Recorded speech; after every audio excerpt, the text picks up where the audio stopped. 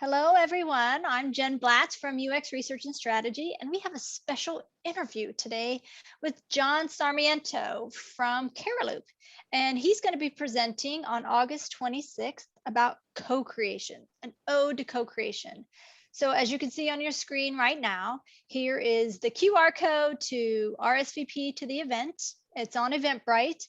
And I just thought we'd pick John's brain a little bit and ask him a few questions. So I'm going to take the screen down, ask him some questions. I'll bring this back up again at the end in case you missed it.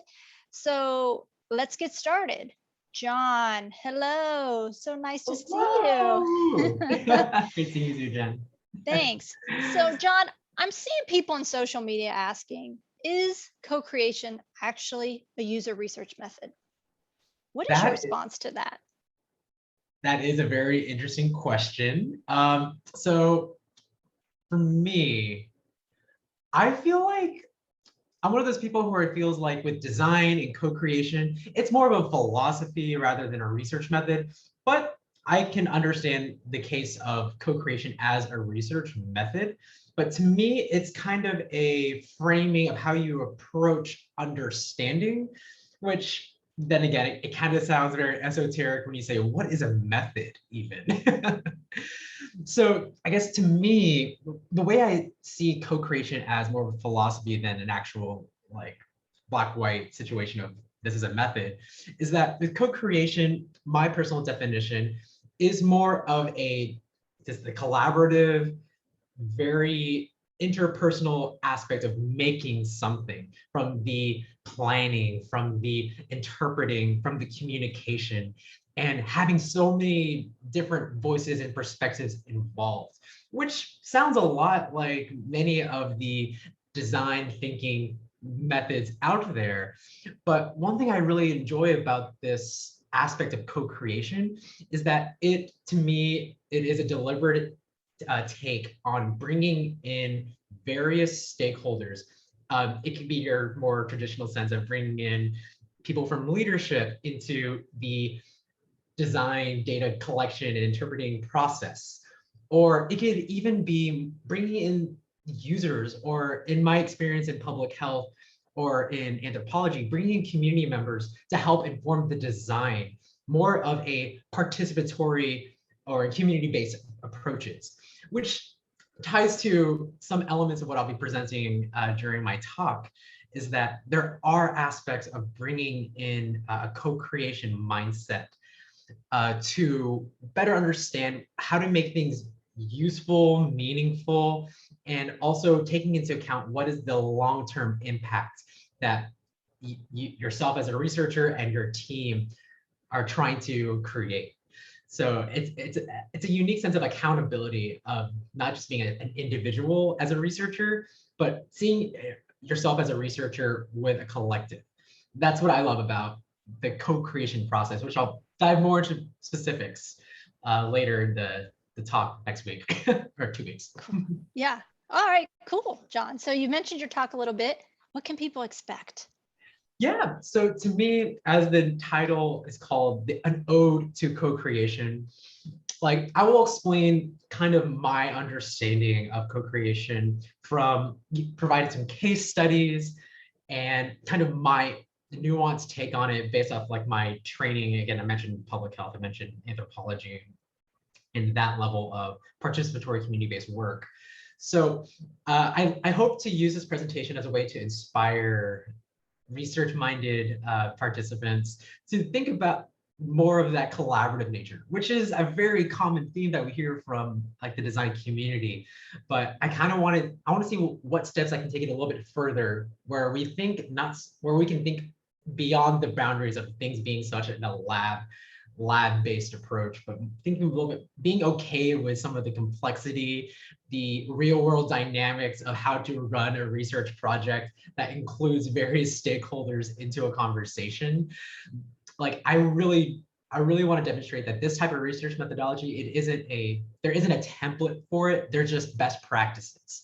And so I kind of want to share some of these examples and an appreciation for this mindset or this quote unquote method that we can put in our toolkit. Very nice. So I'm getting the feeling you kind of like co-creation a little bit, John. So tell me, what do you like about it? I love how messy it is. That it is. I mean, that's one of my favorite things about being a researcher is that not 99.99% of the time, it doesn't go the way that you expect it. And I think that's what has made me a stronger researcher, where I know how to adapt to situations.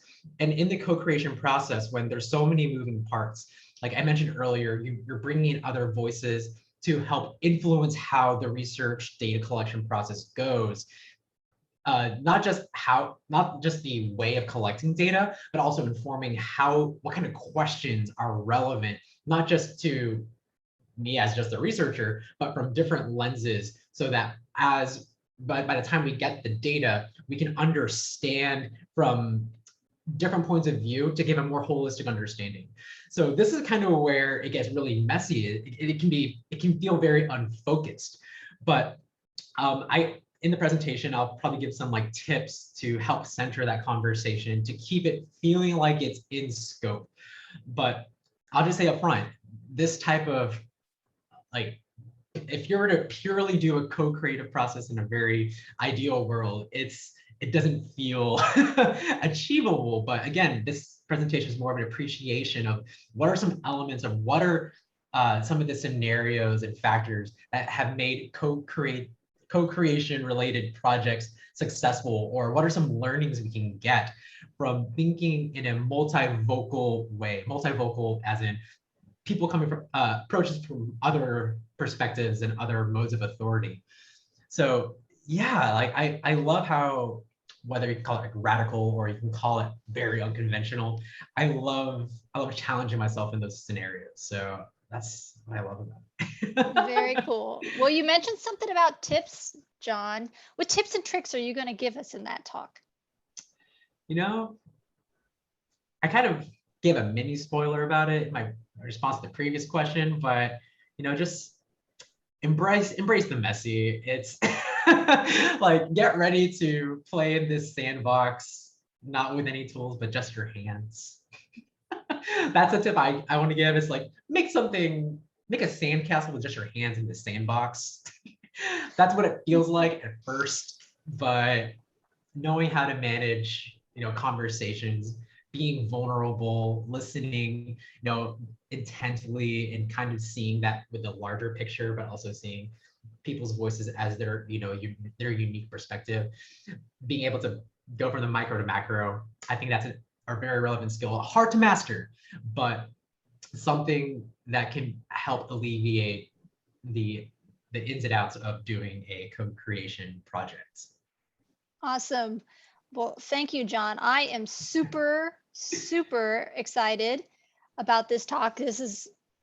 I like to deal with messy problems too and interesting approaches. So I'm sharing my screen again for those who are interested in, haven't got a ticket to John's talk yet. Here's a way to do that. Again, we're on Eventbrite. It's on August 26th at 6 p.m.